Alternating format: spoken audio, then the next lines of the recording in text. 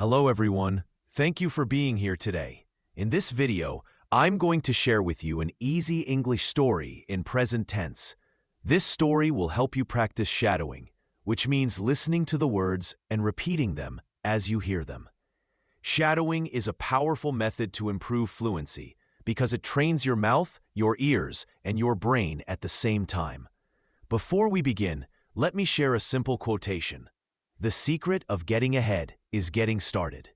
So, if you want to speak English fluently, the best way is to start now, step by step, without fear. Step 1. Understanding shadowing. Shadowing is like following the shadow of someone's words. You listen carefully, and you speak at the same time. This makes your pronunciation better, helps you speak faster, and builds confidence. Remember the words of Confucius. It does not matter how slowly you go as long as you do not stop. Even if you repeat slowly in the beginning, it will still bring great results if you keep practicing. A boy wakes up early in the morning. The sky is still soft and blue, and the sun is just rising. He stretches his arms and smiles because the day feels fresh. He opens the window and sees the bright sun. The air feels cool and the birds are singing in the trees. He feels happy, but suddenly he hears a small sound outside. It is not a bird, and it is not the wind. The sound is soft, almost like a cry. The boy listens carefully. He goes to the garden, and he finds a dog.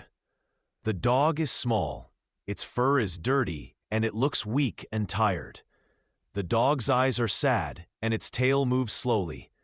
The boy bends down and says, "Hello, little dog. Are you hungry?" The dog looks at him and wags its tail. The boy smiles. He feels kind and he feels responsible. The boy runs to the kitchen. He takes some bread and milk. He brings the food outside and puts it in a small bowl. The dog eats quickly.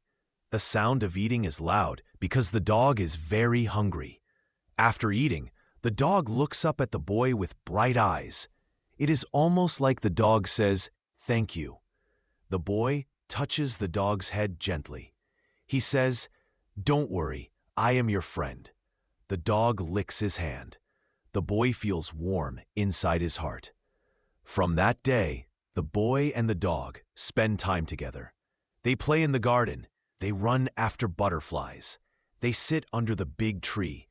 Sometimes they walk on the street, and the dog follows the boy closely. Other people smile when they see them together. The boy gives the dog a name. He calls him Lucky because he feels lucky to find him. Lucky follows the boy everywhere. When the boy reads a book, Lucky sits beside him. When the boy eats, Lucky waits patiently. When the boy feels sad, Lucky puts his head on the boy's lap. The boy feels happy because he has a new friend. Every day feels brighter with Lucky. The boy thinks, "I give food and care to the dog, but the dog gives me love and joy." Step 3. Practice with shadowing.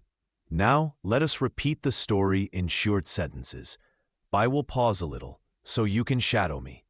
Remember, shadowing means repeating after me as you hear the words. A boy wakes up early in the morning.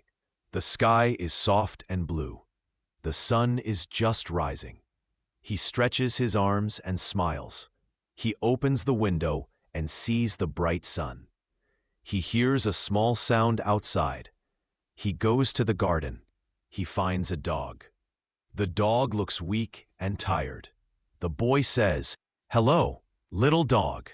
Are you hungry?" The dog wags its tail. The boy gives the dog some bread and milk. The dog eats quickly.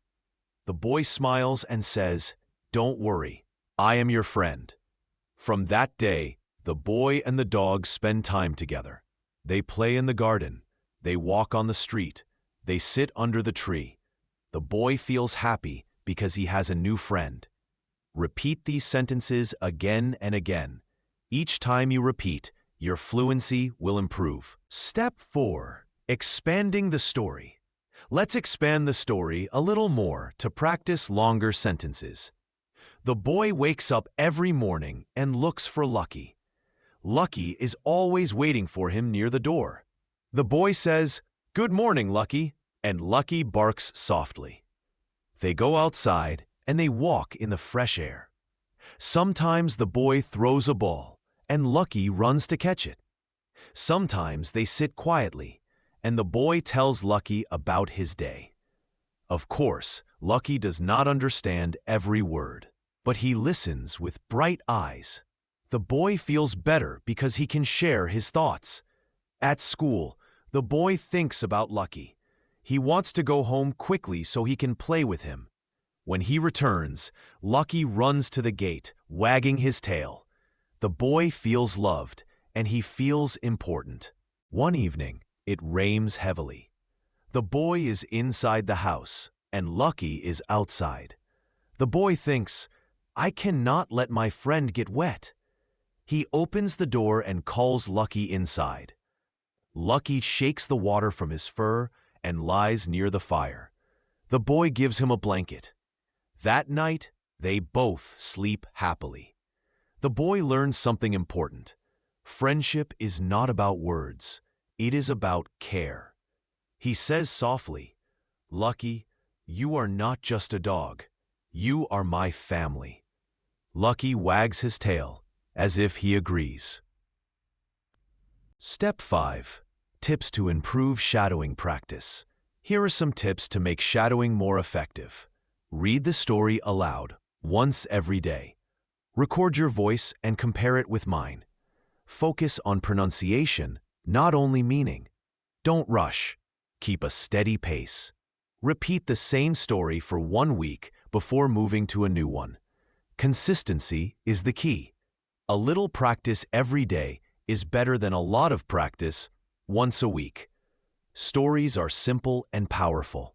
When you use stories, you are not only learning grammar and vocabulary, but also rhythm, tone, and confidence.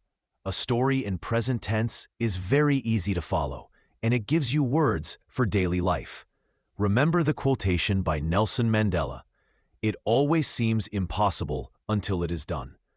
Speaking fluently may feel difficult today, but with practice, it becomes natural tomorrow.